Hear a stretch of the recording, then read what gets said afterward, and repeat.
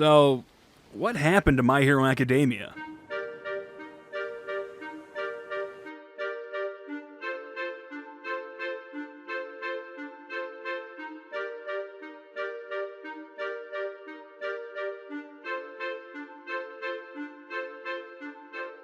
Howdy, Samurai Spirit here. It might be controversial to ask what happened to My Hero Academia because a lot of people probably don't think anything happened to it. They've enjoyed everything from Deku being molested by a slime monster in Chapter 1, A villain? all the way through to in the final chapter. And there's nothing wrong with that. In fact, I envy you if you're the person who I just described, because I love My Hero Academia. I loved watching Deku take on various challenges that seemed completely insurmountable, only to pull through in the last moment by never giving up, by embracing the power of friendship and all that good Shonen Jump cliche nonsense. I unironically tear up every time I hear Yusei Run start playing and a bloody hero dig deep into their loins and manage to pull victory out of the ass of defeat. I love the characters, from the undeterrable protagonist Izuku Midoriya, to his adorable crush Ochako, his gruff asshole bully who just needs a hug, Bakugo, his challenger turned rock-steady ally, Todoroki, and his unflappable mentor, All Might, who not only inspires me to make gushing YouTube videos praising him, but also literally motivates me to do good things in my real life because he's just such a pure badass symbol of peace.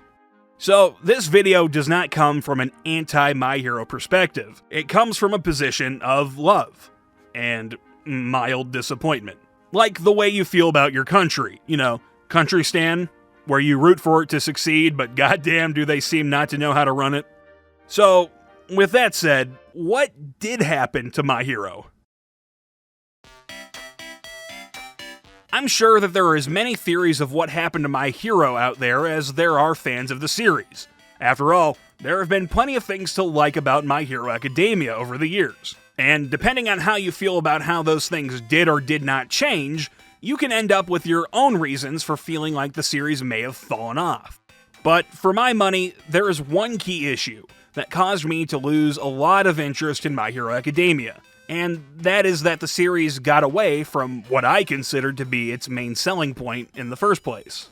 There have been plenty of superhero comics, and God knows there have been plenty of shonen action manga series over the years, too many to count, let alone read. But the thing that made My Hero Academia jump out to people when it first came out in 2014 was the thing that made it so different from a lot of what had come before. Unlike many of the heroes of the past who were blessed with immense talents and skills, My Hero's protagonist is notable not for his strength, but for his lack thereof. He's a character born without any special abilities in a world where incredible powers not only exist, but are actually commonplace. Deku is a powerless character, but that's what gives him such a powerful story to tell us. His passionate pursuit of achieving his dream of becoming a hero despite his clear lack of the requisite physical strengths gives us a classic underdog story for the ages. We can relate to Deku, because most of us aren't geniuses or athletic freaks. If we were playing an RPG, most of our stats would be somewhere between a 4 and a 6 out of 10. But despite our limitations, we all have dreams of doing something more. Something that we might initially think is impossible for us to accomplish. Something like becoming a hero, despite having not been born with any natural abilities. Deku's ability to fight through his limitations is, to me, the key to the series and the key to its massive popularity. Even though Deku is given his power, one for all, by All Might at the beginning of the series, he couldn't use it without putting in the hard work necessary to adapt to having it. As we see early on in the series, One For All's tremendous power tears apart Deku's body like tissue paper until he's able to learn how to manage it effectively, and find ways of using it that won't break apart every bone in his body. That's the thing that appealed to me about My Hero Academia.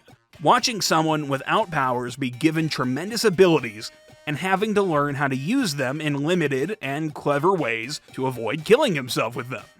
To me, that's an interesting idea, and it's an interesting source of conflict for Deku. While most heroes are always trying to gain more power, Deku is given all the power in the world, but can't use it.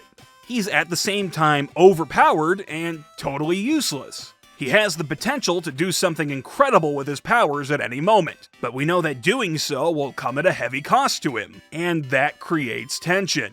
So, what went wrong with this wonderful premise? I think the series just went on for too long. Longer than Horikoshi ever intended. You can point to many points in the series where it seemed like he was about to wrap things up, but didn't.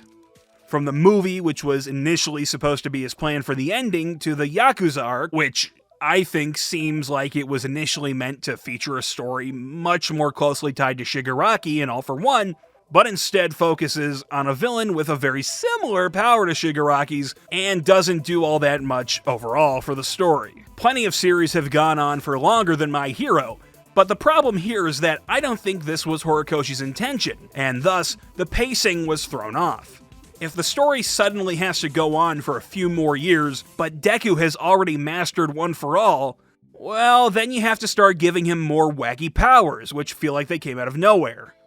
When Deku has his biggest display of powers yet, you can't have it against Shigaraki, because you need to save that for the ending.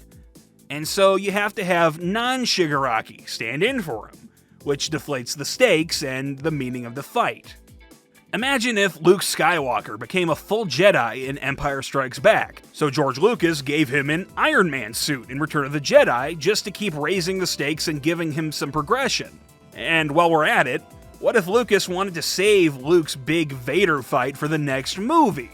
So instead of having Vader say, "Luke, I'm your father," they have to add in a new, never-before-seen last-minute evil black suit cyborg character just for that arc. That's sort of what I felt like we were getting in My Hero's Yakuza arc. Likewise, you can't have Deku keep breaking his arms forever. Eventually, he has to more or less master his powers. But when you suddenly move the end date further into the future, now Deku seems to be too far along in his progression too early. That put Horikoshi in a tough position, where he either had to delay Deku's progress in mastering One for All, making it take longer and develop more slowly, or just give Deku a whole new set of challenges and powers to deal with after he's already accomplished his initial goal, such as having black silly string whips start shooting out of his body unprovoked way late in the game, making me check out of the series and say, okay, well, I'm done with this, I don't know what's happening. In conclusion, what have we learned today? I'd say the main point here is not to push a series to go on for longer than you initially intended, because the pacing will get ruined, and as you cram more and more content into it, you might start to lose sight of what we came here for in the first place, what attracted us to the series to begin with. A simple idea, a human being struggling with trying to become something he wasn't destined to be, overcoming his limitations as he reaches for the stars and strives to fulfill his dreams. Deku never had to become the strongest hero in the world, at least not if you ask me, because from the very beginning, he already had the thing that would ultimately make him the right person to save it. He's a good-hearted kid, with a positive spirit and an understanding of what it takes to be a hero. In the face of that, power creep seems like nothing but a sideshow.